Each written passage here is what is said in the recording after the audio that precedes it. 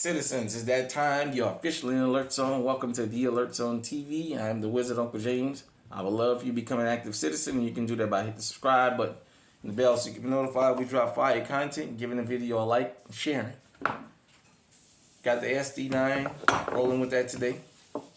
So I just wanted to do a quick video, quick little brief announcement about the Illinois assault weapon ban and bans like it across the country, and how we as the law-abiding citizens can defeat that. I always equate you guys and girls, I equate us to the people of abortion. The people who support abortion, for whatever you think about it, are very smart and they're very strategic. Rather than letting the courts decide, they put it up for a vote. The Second Amendment, as you guys can see, there's a conservative Supreme Court. They got 6-3 majority, the conservatives, and they still won't say Illinois' assault weapon ban is unconstitutional. You guys and girls cannot depend on the courts. We that love the Second Amendment can't depend on the courts.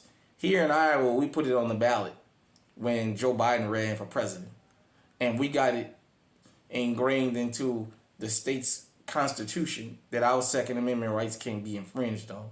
So we covered here. If you live in the state, I don't care how gun friendly it is, get your Second Amendment rights on the ballot. Get them in your state's constitution. That way when the state pull that state rights crap, you got some backup. Because even though the federal government has the last say so, you know the states can pull state rights. A lot of people didn't pay attention to that in civics. So this is how you can say on the books the Second Amendment can't be infringed on, but every state got different laws. That's because of states' rights. In Illinois, I say this. You guys need to put this up on the ballot. Put y'all rights on the ballot to be voted on. That way they can't be infringed on. Here, got a 16-round mag in it. This stuff is legal here. Illinois is a neighboring state.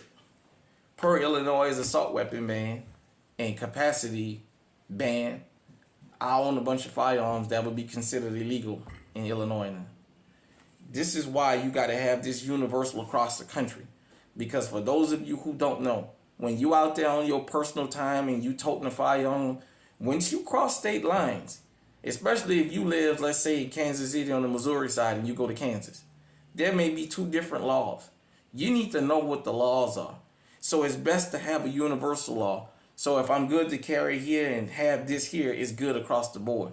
Then somewhere like me, Illinois and Iowa. When I go into Illinois, I have to be careful about what I'm carrying through there when I'm in my personal vehicle. Because now, this can be considered to be illegal in Illinois because it holds 16 rounds.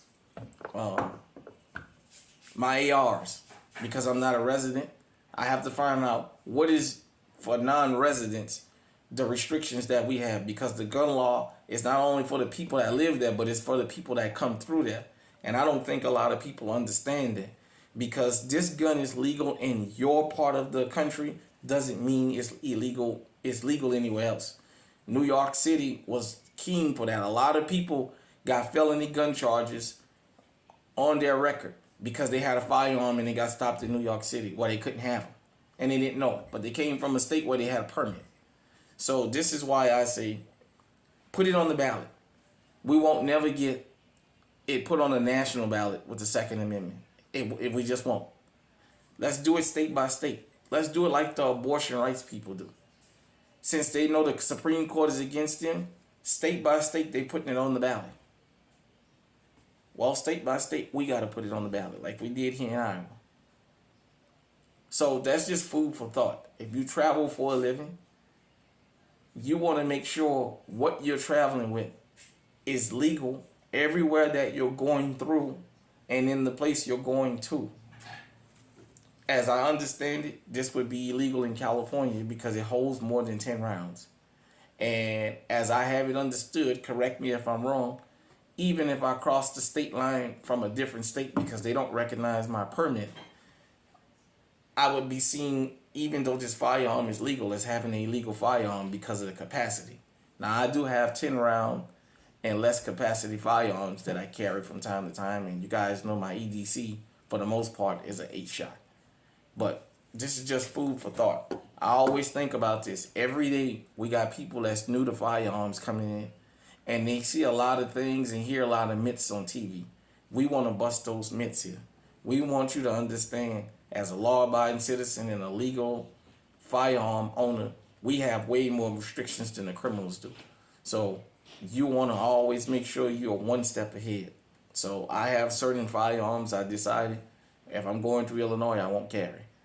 Just because I don't want the headache of possibly being stopped and taken to prison for having a gun that's legal here and illegal there.